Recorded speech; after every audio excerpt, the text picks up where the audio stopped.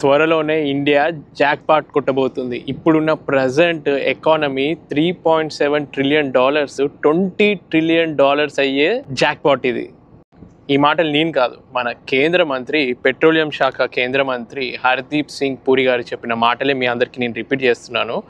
ఏంటంటే అండమాన్ నికోబార్ దీవుల్లో oil exploration, survey, drillings ONGC ఇంకా ఆయిల్ ఇండియా మన గవర్నమెంట్ సంస్థలు చేస్తున్నాయన్నమాట. ఎన్నడూ లేని విధంగా ఒక్క ఫైనాన్షియల్ ఇయర్లో ఆల్మోస్ట్ 37,000 crores ఇన్వెస్ట్ చేసి మరీ ఈ సర్వేస్, ఎక్స్ప్లోరేషన్స్ చేస్తున్నాయి. ఎందుకో తెలుసా? ఒకవేళ మనం సక్సెస్ అయ్యి అక్కడ ఆయిల్ రిజర్వ్స్ ఉన్నాయి అని కనుగొంటే నిజంగా ఆల్మోస్ట్ 2 లక్షల కోట్ల ఆయిల్ మనకి లభిస్తుంది. నిజంగా అది కనుక జరిగితే మన ఇండియన్ ఎకానమీకి one of the best jackpot అనమాట. ప్రజెంట్ ఎస్టిమేషన్ ప్రకారము దాదాపు 2 లక్షలు అంటే 18,440 crores litres of crude oil అనమాట ఒకవేళ లభిస్తే.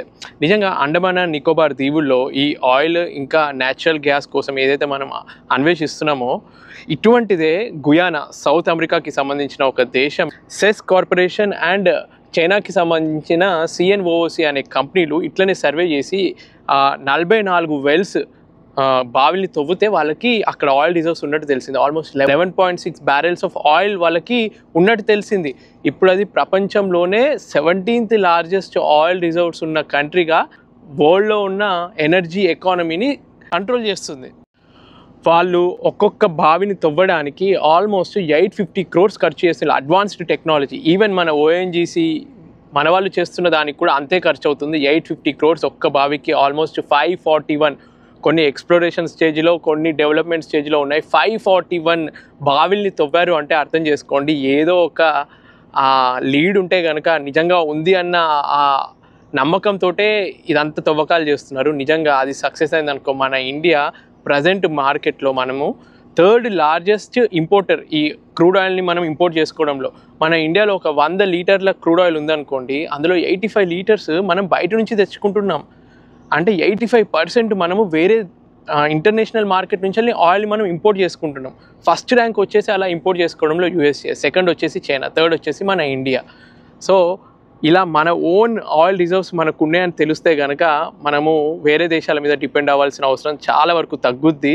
క్రూడ్ ఆయిల్ మనము ఎక్స్ప్లోర్ చేస్తాము అంటే మన రిజర్వ్స్ మనకు ఉన్నాయనుకోండి, ఎక్కడి నుంచి మనము ఈ క్రూడ్ ఆయిల్ని తీస్తున్నామంటే అస్సాం నుంచి వెళ్ళి, కృష్ణా గోదావరి బేసిన్ నుంచి వెళ్ళి, ముంబై హై నుంచి వెళ్ళి, గుజరాత్ నుంచి వెళ్ళి, రాజస్థాన్ నుంచి వెళ్ళి మనము ఈ ఆయిల్ క్రూడ్ ఆయిల్ ఎక్స్ప్లోరేషన్ మనం చేస్తున్నాము. ఇప్పుడు ప్రజెంట్ మార్కెట్లో స్ట్రాటజిక్ పెట్రోలియం రిజర్వ్స్ అని చెప్పి విశాఖపట్నము, మ్యాంగ్లూరు, పాడూర్ ఇక్కడ ఉన్నాయి. ఇంకా ప్రపోజ్ చేస్తున్నారు ఒరిస్సాలో ఇంకా రాజస్థాన్లో కూడా పెట్టాలి అని చెప్పి. సో ఇప్పుడు కనుక ఈ అండమాన్ అండ్ నికోబార్లో కూడా ఇది సక్సెస్ అయిందనుకో మన దేశం ఇంకా వెనక్కి తిరిగి చూడాల్సిన అవసరం ఉండదన్నమాట. ఇప్పుడు చూడండి, ఇజ్రాయెల్ ఇరాన్ వార్ జరుగుతుంది. ఆ వార్ వల్ల మన ఇండియాకి ఎఫెక్ట్ అవుతుంది అని చెప్పి మనం భయపడుతున్నాం. ఎందుకంటే స్ట్రెయిట్ ఆఫ్ హార్మోజ్ అని చెప్పి గల్ఫ్ ఆఫ్ ఒమన్ని ఇంకా అరేబియన్ సీని కలిపే ఒక జలసంధి. అక్కడ కనుక ఇరాన్ ఏ షిప్పుల్ని ఎలౌ చేయలేదు అంటే వరల్డ్లో 20% ఆయిల్ ట్రేడ్ ఏదైతే జరుగుతుందో అది ఎఫెక్ట్ అవుతుంది. దానివల్ల క్రూడ్ ఆయిల్ ప్రజెంట్ అరౌండ్ $72 ఉన్నది $75 వరకు పెరిగే ఛాన్స్ ఉంటుంది అనమాట. సో దానివల్ల ప్రతి ఒక్క కంట్రీ ఏదైతే ఇంపోర్ట్ చేసుకుంటుందో దాని మీద ప్రభావం ఉంటుంది అనమాట. కానీ ఒక్క బావి తవ్వడానికి 850 crores అవుతుంది. కాకపోతే ఒక్కసారి సక్సెస్ అయిందనుకో దాంతో వచ్చే లాభాలు మీ అందరికీ ఆల్రెడీ చెప్పాను. ప్రజెంట్ మన ఇండియన్ ఎకానమీ $3.7 ట్రిలియన్, $20 ట్రిలియన్ అవుతుందంటే నిజంగా చెప్తుంటేనే నాకు ఎగ్జైట్మెంట్. ఎందుకంటే జస్ట్ ఈ షిప్ ఒకటి VLCC, దీంట్లో అరౌండ్ 3 లక్షల టన్నుల ఆయిల్ని మేము క్యారీ చేస్తాము. అటువంటిది మన ఆయిల్ మనకే ఉంటుంది. దాంతో ఒక ఆయిల్ వల్ల ఒక దేశం ఎకానమీ చాలా చేంజెస్ వస్తాయి. నిజంగా అదృష్టం ఉండాలే కానీ నిజంగా జాక్పాట్ మనకి తగిలి అక్కడ ఆయిల్ ఉన్నట్టు తేలితే ఎంతమంది డెవలప్ అవుతారు తెలుసా? ఒక్కసారి ఎకానమీ డెవలప్ అయ్యి అక్కడ ఎక్స్ప్లోరేషన్ స్టార్ట్ అయ్యి ఆయిల్ ప్రొడక్షన్ స్టార్ట్ అయితే ఎంతమందికి ఉపాధి దొరుకుద్ది, ఎన్ని కోట్ల ఉద్యోగాలు లభిస్తాయి. నిజంగా చాలా డెవలప్ అవ్వచ్చు. చూద్దాం రానున్న రోజుల్లో ఈ శుభవార్త మనం అందరం వినాలి. ఎందుకంటే ఇప్పుడు నేను ఏ వీడియో చేసినా ఆ ఫ్లైట్ యాక్సిడెంట్, ఆ ట్రైన్ యాక్సిడెంట్, లేదంటే ఇంతమంది చనిపోయింది ఈ స్టాంపీడ్లో, అన్ని బ్యాడ్ న్యూస్లే. అంటే నాకే చెప్పడానికి ఫుల్ నెగిటివ్ ఎనర్జీ. కాకపోతే ఇలాంటి ఒక్క శుభవార్త మీ అందరితో షేర్ చేసుకోవాలనిపించి షేర్ చేసుకున్నాను.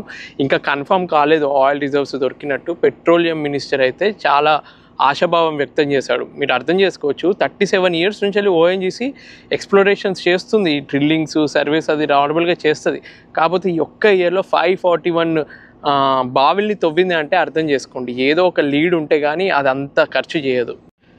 జస్ట్ ఆయిల్ ఎక్స్ప్లోరేషన్ అనే కాకుండా మన ఇండియా తలుచుకుంటే, మన ఇండియాలో పోర్ట్స్ ఇంకా చాలా డెవలప్ అవ్వాలి. ఈ మధ్యనే వరల్డ్లో పెద్ద పెద్ద కంటైనర్ షిప్స్ అన్నీ విజింజం పోర్ట్ కేరళకు వస్తున్నాయి. ఎందుకు? అక్కడ డెవలప్ చేసిన విజింజం కంటైనర్ పోర్ట్ వల్ల. అట్లాంటి పోర్ట్స్ ఇంకా ఎక్కువ మనం కన్స్ట్రక్షన్ చేయాలి. డీప్ సీ పోర్ట్స్ డ్రాఫ్ట్ తక్కువ ఉండేసరికి కొన్ని షిప్పులు కొన్ని పోర్ట్లకి రాలేకపోతున్నాయి. సో న్యాచురల్గా కొన్ని పోర్ట్స్కి అంత డెప్త్ ఉండదు. అటువంటి పోర్ట్స్లో దాన్ని డెప్త్ పెంచే ప్రయత్నం చేయాలి.